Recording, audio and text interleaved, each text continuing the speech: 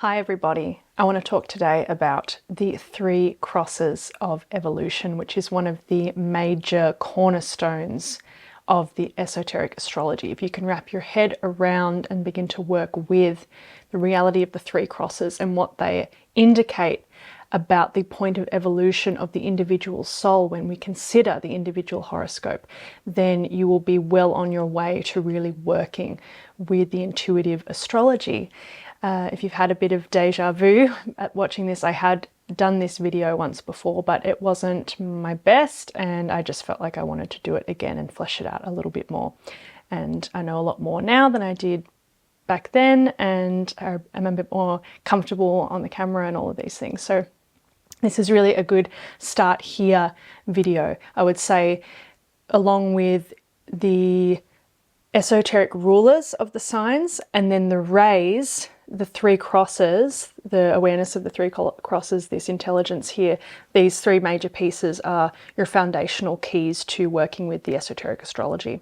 As we're working with the three crosses, understand that these are more meta levels of analysis. So in the same way that you as an individual may not have any Aquarius in your individual horoscope. However, we're moving into the Aquarian age, and so it's a major part of our planetary horoscope. And so even though you may not be influenced at the dispositional or temperamental level by the sign Aquarius, you are going to be influenced by Aquarius insofar as everyone is being influenced by Aquarius in terms of the age that we're coming into. That's information technology and all of this. So in much the same way, we're looking at bigger meta levels of influence when it comes to the three crosses. It's a loose analogy, but hopefully you get what I'm saying here.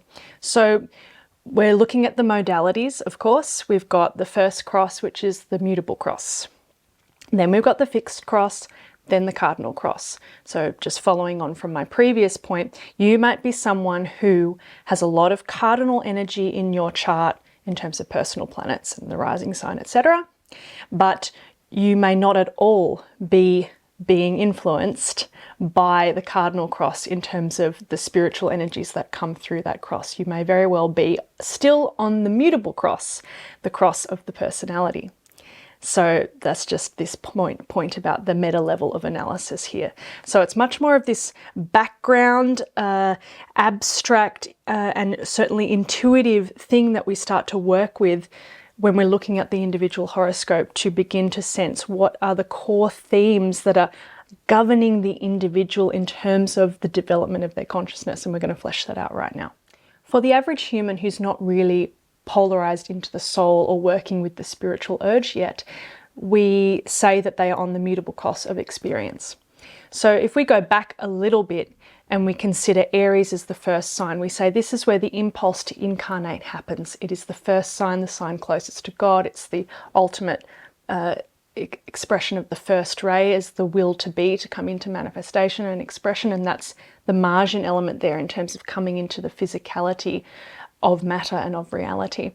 So if we play with it symbolically, we say that the urge to come into being happens in Aries, and then the soul goes into Pisces. Pisces is a sign of mass consciousness here. So we see the themes of the getting lost into substance. Pisces is a sign of suffering, in its lower octave, of course, negativity, impressionability, a lack of discrimination and discernment. So this is part of the undeveloped consciousness and how it gets immersed with mass consciousness and is very susceptible to the impression. So we say a general statement about Pisces describing an overall quality of mass consciousness at large. So the soul comes into being, the impulse is in Aries, and then we land into Pisces. And now we're bound to existence, we're bound to experience. And this is where we get the suffering of Pisces, as we've discussed plenty of times elsewhere. That's the two fish that are bound together. The Christ principle is hidden or lost into the mass psyche. And we get all of the different connotations with Pisces as a specific or individual sign here, with escapism or the gullibility and all of these lesser traits of Pisces. From Pisces, we're talking about the mutable cross here. The individual will move to Sagittarius, where there's a little bit more of directed understanding of the personal desire nature and what the person wants. However, it's still based on personal identification. We're still not working with the soul yet. So from immersion into mass consciousness, and now we're moving into Sagittarius, and Sagittarius and Gemini as an axis has much to do with the karma manas. That's the desire mind. So that's the fourth ray quality coming through Sagittarius there, which is one of the rays expressing through this sign, where there's that sense of instinctual awareness and what I like and what I don't like. That's part of the Gemini motif too, this and that. And a desire to come into experience here and to build life and experience out of the personal desires. So with Pisces and Sagittarius, the orthodox rulers are Jupiter, and this expression of Jupiter here is the immersion with experience. Jupiter's a second ray planet and has much to do traditionally with expansion, and it's a yes planet, and it's more of. So in this mutable sense, in the lower octave sense, Jupiter here is really describing the immersion with experience and the growth of experience, expansion, learning, and learning through the mutable cross experience of life. The soul has to first gain experience in substance and develop those abilities and skills and learn the laws of matter and all of this. So it's it's an inevitable part of the journey of the soul as it is seeking to make contact with the denser layers of reality. So that's Pisces, Sagittarius. Then we move into Virgo. Now we've got the aiding opposition to Pisces, where we start to see mental discrimination begin to develop. And that's the real focus point of Mercury, as it is the orthodox ruler of this sign. Mercury ruling, in the exoteric sense, those mental processes. So at the individual level, anyone with a Piscean placement, we have to work with the that faculty of discrimination that Virgo offers, and that can be the antidote to gullibility or too much empath sensitivity, indistinguishable, So we start to get more technical and precise here, but it's still being led by the personal desire nature and the lower aspect of body identification. So that might be, if we follow on from Sagittarius, I know what I want and I'm starting to get resources in alignment with that. And then in Virgo, we're going to technify and get more refined in what those abilities or skills and desires are and how we might bring that about to satiation in our experience. Then we move to Gemini. And this is the point, and once again, we're always looking at this symbolically as this bigger level of analysis, and this is where we start to develop that intuition in terms of how we look at someone's horoscope. Gemini signifies the point because it's the last sign on the mutable cross here. We've got Pisces, Sagittarius, Virgo, Gemini.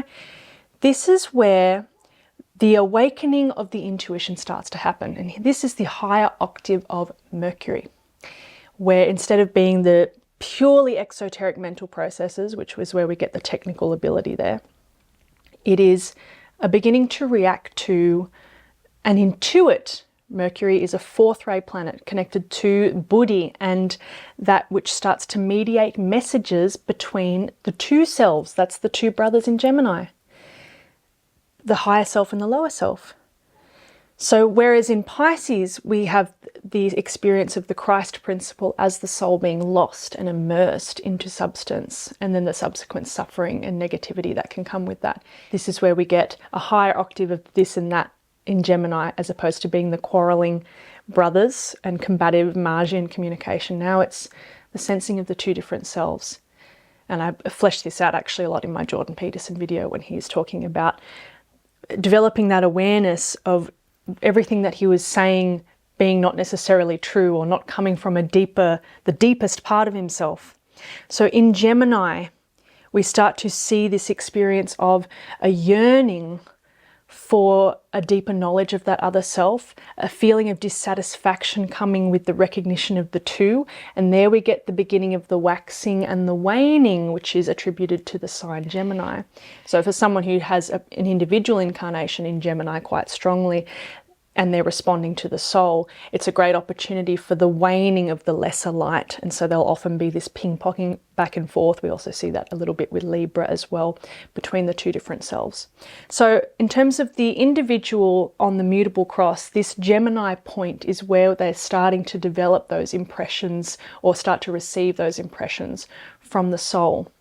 And it begins to ask those It's the beginning of those spiritual questions. What is the nature of my true self? That's a part of the Gemini problem. Who am I really? Am I this or am I that? And what does that mean for me? Am I meant to keep going in this way, or maybe I should start moving in that direction? So if we were looking at an individual horoscope, we might be looking at the person's chart, and let's say they've got a bunch of cardinal or fixed planets and they've got questions about money or whatever. But then when we talk to them and we see that they're not necessarily in a full crisis mode, but they're starting to have feelings of dissatisfaction, or they're starting to ask these spiritual questions of, yeah, okay, but I don't know, I'm good at this and I've always wanted to do that and that was always my desire, but I don't know if I really feel that to be me anymore. So if we start to tease out these subjective factors of consciousness and what the inner experience of the human being, what's really going on there, what's really alive for the person, then we can start to intuit at what point of evolution they may be at. And so then we might be able to recognize this person, again, may not have any Gemini in their chart, but they're starting to have this Gemini archetypal and spiritual, metaphysical question come up. And so you can see that when we work with the astrology and we know it very well, then we can start to allow that intuitive impression to inform how we might give the reading or the consultation, where now you can start to maybe consider, okay, they're starting to sense their other self. So maybe now it's a really important time to look at the esoteric ruler of their rising sign and maybe start to play with what their spiritual self is wanting to do, or give them a little push in the direction of that self, or give them that context that we've just been talking about. So we're still on the mutable crosshairs, but let's say the person starts to choose to move in alignment with that other self, remembering that Gemini is the place of the free choice as opposed to Pisces. So then we go back through Virgo, and now we've got the same thing of the building of the technical ability, all of these different pieces here, but in service to the spiritual self. So maybe that is more skill building or healing. It doesn't have to be specifically the Virgo healing arts, but just that overall theme of now we're starting to get more material experience, but we're following the impressions of the other self now. And in Sagittarius then, we're focusing our arrows a little bit more and starting to orient towards more of a spiritual goal. And then in Pisces, we experience the first death, and that is the death out of materialism. This is where we get to the deep crisis point where there is often a lot of suffering experienced, where we get to that point where it's no longer about, okay, I'm just going to choose the free self and the other self and work with that more. Now we get to a point where we really have to sacrifice something. And this is where people experience Christ, or the salvation, or the awakening of the heart center, and where Pluto gets activated, which is the esoteric ruler of Pisces. And so when a person gets to this point of crisis and death and transformation, all Plutonic themes, this is where we know that they've taking the death out of the mutable cross. DK in the book Esoteric Astrology notes a few core questions that the new astrology will ask, or that the esoteric astrologer may ask, in terms of how they are informed in how they give a reading or a consultation. And one of those questions is, to what death is the person moving towards? And that's such a cool idea, because death and transformation and crisis points are an inevitable part of the human experience. But what is the quality of that death? Because as we will get to with the fixed cross and then the cardinal cross, those are different kinds of deaths. Something else is sacrificed in those experiences. If we take the wheel as a whole and we think about progressing through the wheel in one way, and then the point of Libra happens where there's the tipping of the scales and the reversal of the wheel, it's another abstract form of intuiting where the direction of consciousness is going. One of the other questions that DK presents is this person progressing around the ordinary wheel, involuting into matter, building their personality vehicle, and working towards the eventual reaching of the goal in Capricorn in terms of the height of personality ambition? So isn't this so amazing? Because now it starts to really map out all of the different movements of consciousness. And when we're working with the soul and we see someone in our life who is really hungry for their personal desire, and they're really working towards being super successful in that and making that happen, it's why Mars is exalted in Capricorn. And we're having that experience of, yeah, but how do they not see that that's just empty? Well, it's because of the point of soul evolution. Everyone is going to pass that threshold. Presumably all of us, and if you're a regular viewer of my channel, you're most likely someone responding to the spiritual urge, because you probably wouldn't be interested in the subject matter otherwise. But we can say with a great deal of certainty, actually, that in another life, you reach some kind of super mountain height of achievement in Capricorn, whether, again, there was, planets in Capricorn or not, but in terms of that symbolic movement of consciousness. And what happens at that peak of the mountaintop in terms of the exoteric or personality-based mountaintop, a person will make that achievement and then they go, I'm still not satisfied. And that's where the crystallization, which is that theme of the crystallized concretization, which is so much a part of Capricorn, when you build out of material values, will eventually shatter again. And then that's the breaking down. And so then the higher octave in Capricorn is the initiate or the spiritual ambition. So it's sort of inverting it back on its head. And now we're still going through the same direction of consciousness in a way, in terms of working towards a goal, but it's based on the intuition and based on the soul and the will to good and of a motive of sacrifice.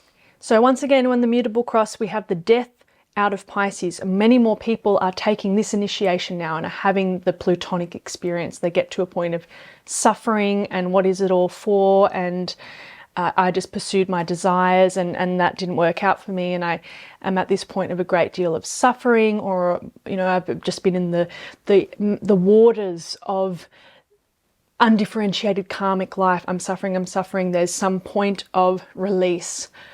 My God, why have you forsaken me? Please, I give my life to you now, because obviously just pursuing my own desires has gotten me nowhere. I'm nothing without this spiritual principle. And at that point where there's a genuine bending on the knees and a receiving of that, that's when that plutonic initiation comes into being, and where people again have the Savior Christ, they have the heart awakening, and they start to begin to build the bridge to that solar life, mostly through that Sutratmic thread.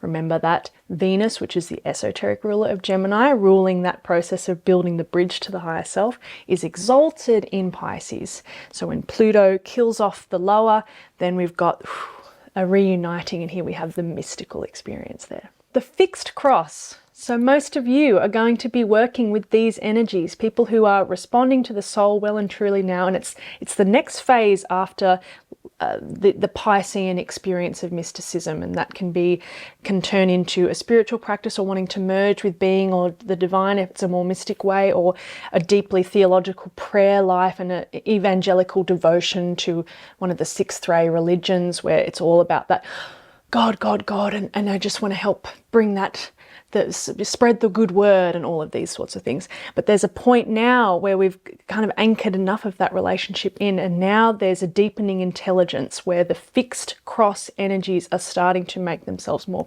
present and potent. The experience in Gemini is where we have the craving to meet the true self, or that other self.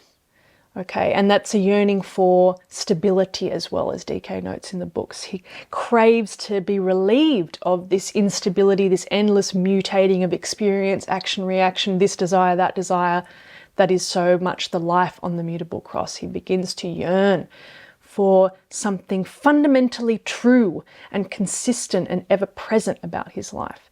Of course, the soul does that. That's the Pisces and the Christ experience there. But it's a deepening intelligence now. So when it comes to the fixed cross energies, we've got Taurus, Leo, Aquarius, and Scorpio. Scorpio and Aquarius, right? But these energies are starting to indicate the deeper work of the transmutation of desire, and eventually irradiating the light out into the world. So the goal for so much of humanity right now is to be working with the fixed cross energies, and to really be emerging through Aquarius as the world server. And so here we see that the big difference between the religious person, or the mystical person even, or the evangelical mystic, those two prongs that are very much a Piscean vibe there, the sixth ray vibe. And those people are just wanting to either do the meditation and get to the being state, or be the evangelical good Christian and spread the word, and they do the door knocking and all of these sorts of things.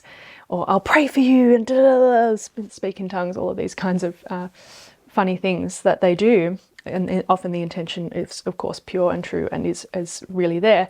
But it's not necessarily very intelligent in terms of really what is the practical giving of love in this moment. It's more prioritizing the inner experience of that awakening to the Christ principle. So when we're working with the fixed cross energies, we're starting to have this feeling of, yeah, but how do I really serve people in the most practical way? Okay, yeah, that's not going to work for me, door knocking or simply trying to awaken people's heart centers. I feel a need for it to be more precise, more focused, and much more intelligently group oriented. This is all the fixed cross energies coming into being here. So we'll start with Taurus. Taurus is that place of, certainly in its exoteric sense, the end of desire, where we pursue desire relentlessly. And when we come to realize, this is part of the Taurus Scorpio death consummation that happens, where you realize, oh, the futility of my desire, I'm just endlessly insatiable, and no matter how much I crave this particular thing, and it's in Taurus we have the basal, very basal things, so food and sex and comforts, those are the big things. And no matter how much of those things I get, I'm still not satiated. So it's a little different angle when we talked about the Capricornian crystallization there. It's, oh, the futility of my materialism. So if we go back to just the wheel as a whole of all the zodiacal signs, we've got Aries to Pisces progressing on the ordinary wheel. We would start in Aries, go through Pisces, end in Taurus, and that would be a little bit like what we described with the Capricornian thing, where you get to Taurus and you go, oh, yeah, I can't satiate my desire. So in Taurus, there's the transmutation of basal desire into spiritual aspiration. Here's where we get the higher octave of Venus as a knowledge sign, rather than the conjunctio with my sex and my food, Now it's, I'm hungry, but for the truth, but for the spiritual knowledge. This is the only thing that gives me a real sustainable longevity in terms of satiation. It is the satiation that can only come from that divine light. So that's the Taurus experience. So in Taurus, we're reorienting the desire nature into spiritual aspiration. So much more of a focused concentration. This is the charging bull, starting to hit the bullseye with those working with the fixed cross. Now, the person who's had the mutable cross death and experience there, they may be working with their prayer life, with developing that sutratmic thread, but they're not necessarily going deeper into the problem of desire. There's just kind of it's part of the sixth ray shadow. Okay, materialism is not going to be the answer for me, so I'm going to look up. But then we start to have to get really into the reality of the limitations of substance when we start working with the fixed cross. And it is why, opposite sign to Taurus, Scorpio is the sign of death upon the fixed cross. The death sign is Pisces on the mutable cross. And of course, we have a relationship between the two signs because Pluto, which is the esoteric ruler of Pisces, is the exoteric co-ruler of Scorpio. And then we have Mars as the other co-ruler, Mars the esoteric ruler there.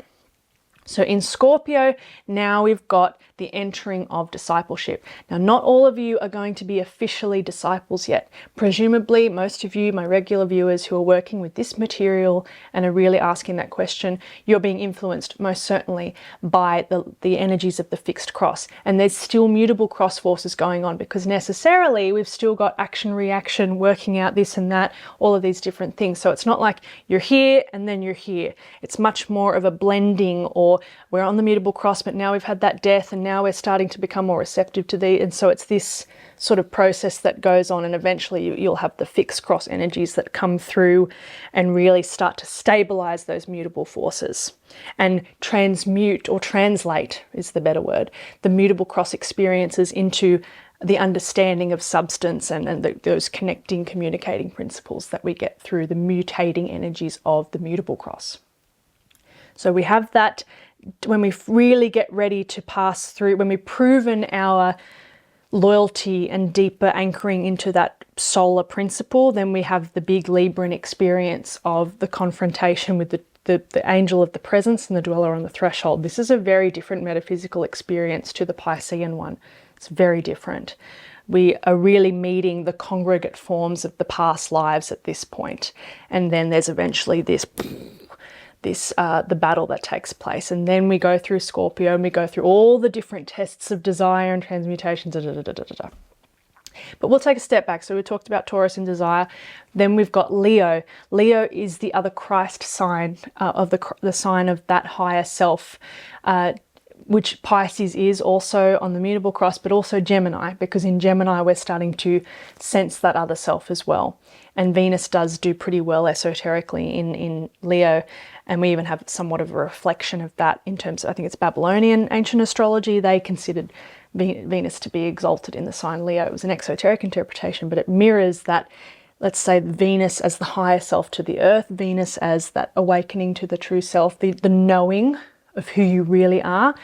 And it makes sense that we would consider that in a kind of exaltation or a boost esoterically in the sign Leo. So Leo is that other Christ sign.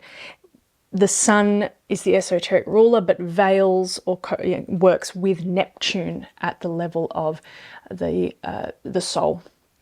So Neptune, the true self, that which seeks to become like the sun is in our solar system, a centralizing point of light that emanates out and gives itself relentlessly. It's an endless sacrifice onto the entirety of the solar system. That's very different from exoteric Leo, where we've got there's a desire to be central, but it's just about the me. That's the lower aspect of the body identification. It's not polarized enough into its opposite, Aquarius. And of course, we understand that all of the two become the one at a certain point. So in Leo, it's a recognition of that deeper true self. It's that which really is going to hold the awareness of the true self into being. I am that I am. That's one of the keynotes for, or I am that and that am I. I am everything. I am that which is the center, and I am that which gives itself out into the all, and that is an intrinsic reciprocal relationship of service. So then we have Aquarius, the water bearer, and Jupiter is the esoteric ruler, which also links it up with the sun as a second-ray planet too, that gives out the waters. So that's the Leo-Aquarius axis right here. We come to the holding of the true self. And then knowing what that purpose is and what I'm here to do and what I'm here to be and how am I going to, that's the knowledge part, and when it becomes practical, how am I going to irradiate that out effectively into life? We've got those rays 1 and 5 there in terms of that intelligence, its focus, its specificity, certainly with the 5th ray as well. So coming out eventually into Aquarius, the water bearer, Jesus in the Bible says, follow the man with the pitcher of water to the disciples. The message here is clear. Orient yourself towards world service, service, service, service. We know from the perspective of the ageless wisdom that the real faculty of consciousness which evolves the human being and initiates them into the next step is always going to be that which orients towards service and the greater gifting, as opposed to mastering a yoga practice to reach initiation. It's not going to happen. It may synthesize the bodies, it may work with some of the energy centers, but it's much more of a Virgo-y technical practice. It's not going to be the thing that really expands your consciousness, because you don't really know who you are as that bigger being until you are moving with that love principle, which necessarily brings with it the reality of the responsibility of acting and being as one with everything. That's the unity consciousness. That's the Neptunian revelation. And then needing to bestow the waters. There's Aquarius again. So in terms of the scorpionic death and discipleship, we would say that when we really conquer that lower nature and matter has been redeemed, it's not an anti-matter statement, it's just the reality of the congregate bulk forms that you've gathered through blind immersion with experience. But that's why Uranus, as that 7th ray planet of substance and magic, is exalted in Scorpio. So we pass through the hell realms, 7 astral subplanes and all of this, which Scorpio rules, and then we can really stabilize out into Aquarius. Now, whether you are someone who is a disciple or you haven't quite been thrusted into the Scorpionic stage of discipleship yet. We're still working generally with those fixed cross energies. We're still going to be moving with Aquarius, the world server, and coming into world service and group orientation and working with other and all of these different things. It's just describing a certain degree of potency or a real, the ultimate fulfillment of that. Of course, when we go through the 7 astral subplanes, when we purge all of those danky parts that we're carrying around with us, naturally we're going to have more energy, more ability to serve more greatly in all of this. But anyone working with the soul is starting to polarize into, work with, be influenced by the energies of the fixed cross. And that's why when we stabilize onto the fixed cross, we would expect the life to become more stable. There's a kind of radical simplicity that comes with the influence of the fixed cross energies. There's different challenges because necessarily every time we level up, there's a different sphere of challenge that comes with that.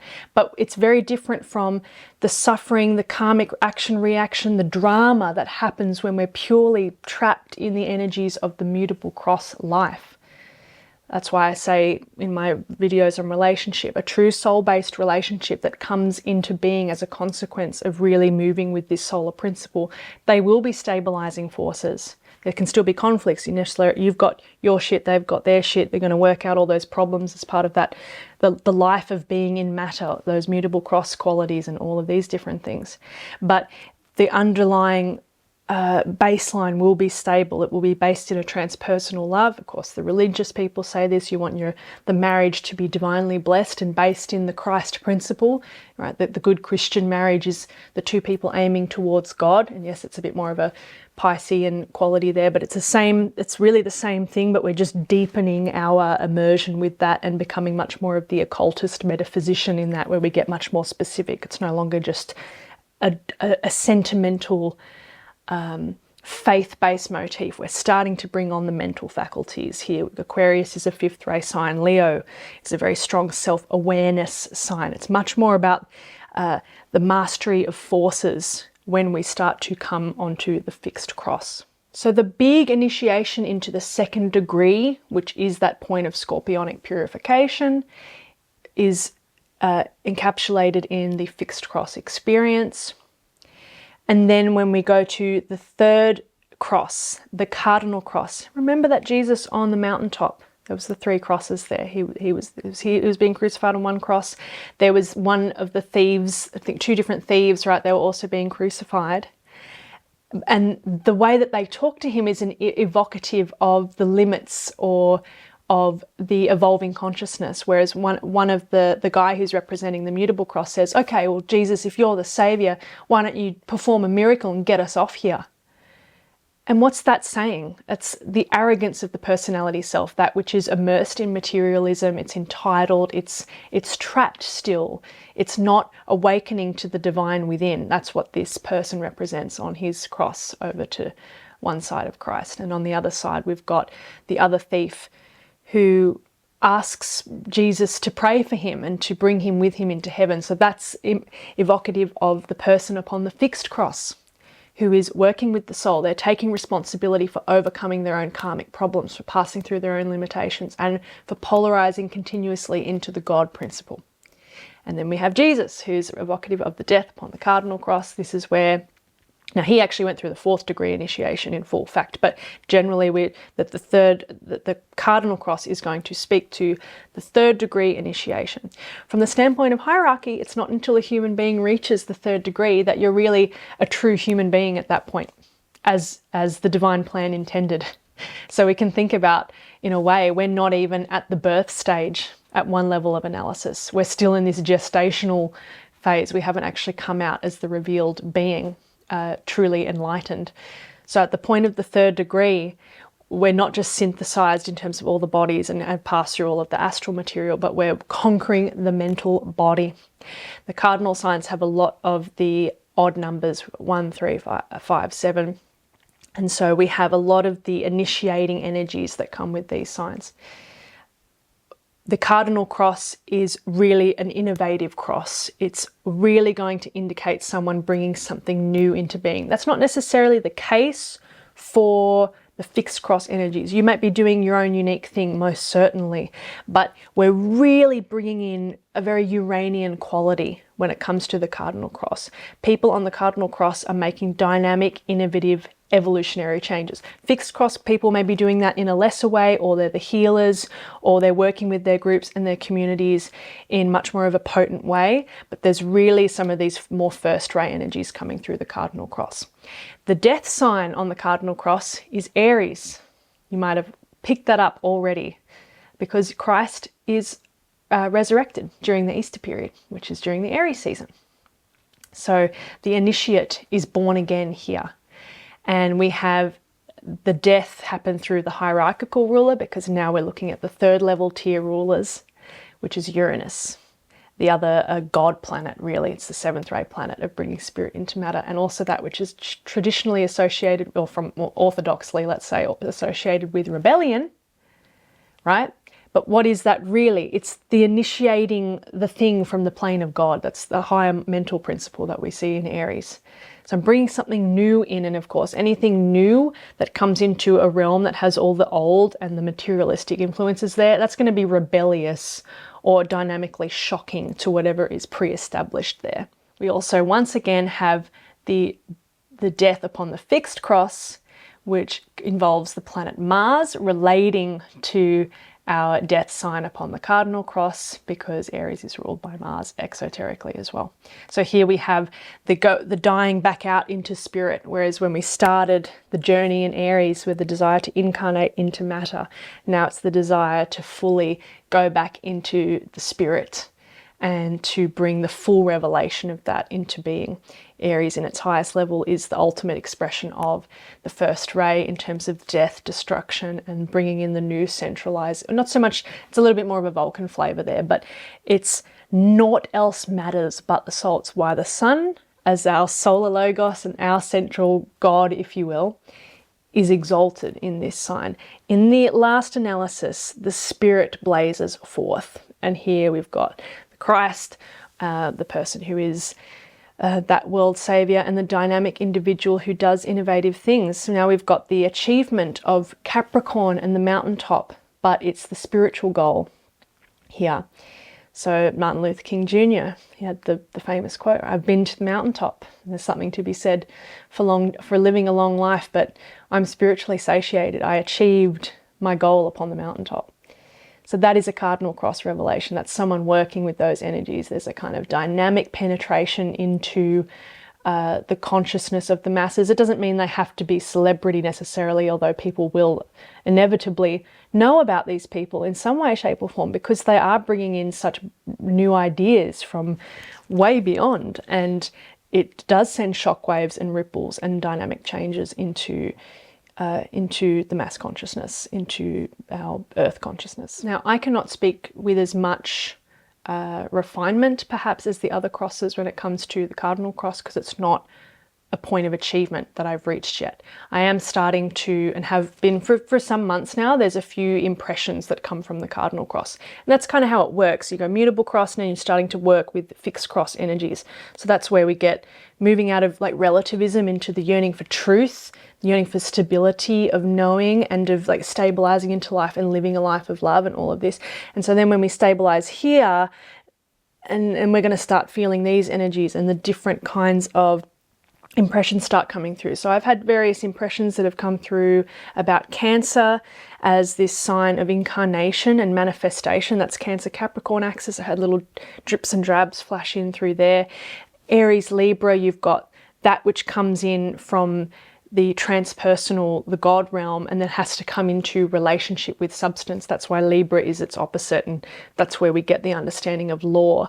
As a Saturn in Aries person, one of my challenges has been, as we often see with Aries placements, a kind of impatience, and at its highest level, it's something like I'm responding to the infinite revelation of the plan as life is meant to come into expression, because we're intuiting those blueprints of what is meant to be from the higher realms. But then there's like the reality of the limitations of form and all of the ways that we're so far away from that. And when there's a personal reaction to that, then there's this frustration or impatience, right? So Libra starts to speak to that process of okay, yes, you have to work with law and order. Saturn is exalted there. It's also the hierarchical ruler. So it's very much a building sign. That's what it's referred to in the books. Libra, because it's understanding right relationship and law, that things are able to come into manifestation. And that is the key word for the Cardinal Cross, is manifestation. It's intelligent, focused, and dynamic manifestation. So we're seeing here great changes in legal system and law, and our legal system is such an important part of our civilization and society in terms of how we can anchor in spiritual justice, or in its highest octave, it's having our legal system reflect divine law and all of these kinds of things, and right relationship to commerce. And Libra has the connection with the materialism and all of these as we weigh the values and all of this stuff. So it's all of that intelligence that comes into being. We've got innovation, we've got the need to anchor that into reality as it comes into Libra, weighing the balances, coming into manifestation there, understanding law and order, mastering karma. And Saturn does not follow the soul or the monad onto the Cardinal Cross at that point, because when we have the death in Aries upon the Cardinal Cross, where we've fully merged back with the spirit now, and we have that monadic connection, we've worked through the head, we've liberated the mind, we're consciously responding to the will, and we're able to step into dynamic and relentless creative activity because we're no longer hitting all of those concretized limits. So Saturn does not follow man onto the Cardinal Cross. There's like an absorption of Saturn, whereas prior to that point we're victim to Saturn, Satan, and then we have to work through him as understanding law and order and karma. That's the higher octave of that concretization. And then there's a breaking beyond that, even, because even that fundamentally is a limitation. In the last analysis, the spirit is all that is, right? So at that point, we go beyond Saturn and then absorb Saturn. So now we're able to use the mental principle in a very dynamic and focused way to become a manifesting genius, essentially, because that's how we do become good creators. It's massively to do with concentration of the mind, the focusing of the mind, the right use of the mind. It is the organizing principle of consciousness. It just has to be dealt with. So these are just some preliminary ideas, and you can certainly get a flavor of the Cardinal Cross even with that. And you can look at some of these dynamic people who have influenced culture for the better, these brilliant servers of goodwill that do bring forth ideas that propel, it's very Uranian there, our society and culture into new revelations and new practices and all of these kinds of things. So it's very innovative and dynamic, the Cardinal Cross. But we're seeing someone who's got a mastery of all the bodies now, and they are able to really be quite productive in terms of their spiritual work. So I think that's a good overview of the three crosses of evolution. Coming back to how we work with it in the horoscope, again, we're working with this question of to what death is one preparing for? Are they working with mutable forces trying to satisfy personality ambition? Are they awakening to the higher self? Are they someone with much more fixed cross influences, which would be much more of my regular viewers here, working with, it's like integrating the mutable cross experience, working with the fixed cross. So knowing who you truly are, so Leo, coming into world service, Aquarius, working with transmuting the astral body, that's Taurus, Scorpio, bringing knowledge and illumination into being, and being able to gauge through that probing, let's say if you're working in a reading or a consultation, what is the person doing? What kinds of questions do they have? What is the nature of the conflicts present in their life? Right, and going a little bit deeper than just the surface value, surface of that. My husband and I are pretty anchored on the fixed cross now. When we first got together, it was really working out a lot of those mutable cross experiences, a lot of action, reaction, a lot of trial and error, and that still goes on now, but our overall stability, there's not a whole lot of drama, basically, that happens in our lives anymore. There's challenges, certainly, but it's much more about the subjective. So as you evolve, the outer life will become more stable and consistent as you master those mutable cross forces, and the inner subjective struggles will become more and more focused. And if we take Jungian language, we would say that the more conscious you become internally, then the less it needs to play itself out. It's kind of the same thing that we're saying here. We're just using metaphysical language instead and being a bit more precise with what's actually going on there. So that's what we're orienting to. Stabilization out upon the fixed cross and starting to become reliable and consistent with our aptitude for service, and then working with a lot of the integrative processes, let's say synthesizing, healing, bringing the bodies together as we would understand that mutability on the mutable cross, and then the psychological aspect of working with the desire nature and all of these different things. So that is our 3 crosses today. I hope you enjoyed. Let me know your insights, your reflections, your questions in the comments down below. Give this video a thumbs up if you enjoyed, and I'll see you in the next one. Thank you very much.